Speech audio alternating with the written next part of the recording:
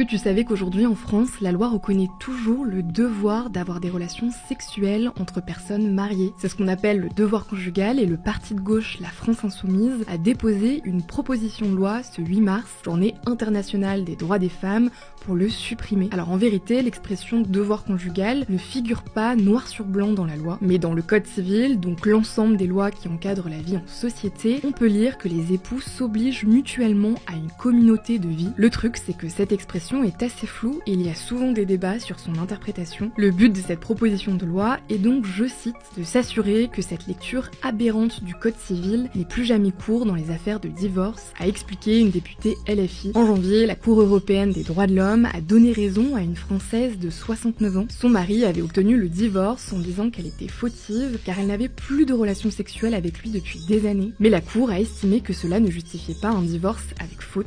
En tout cas, pour que cette proposition de loi soit débattue à l'Assemblée nationale, il faut qu'elle soit inscrite à l'ordre du jour qui est fixé par le gouvernement et le Parlement. Enfin, à noter que 33% des femmes reconnaissent avoir déjà accepté une relation sexuelle sans en avoir envie, selon une enquête réalisée en 2023 par le Conseil à l'égalité entre les femmes et les hommes.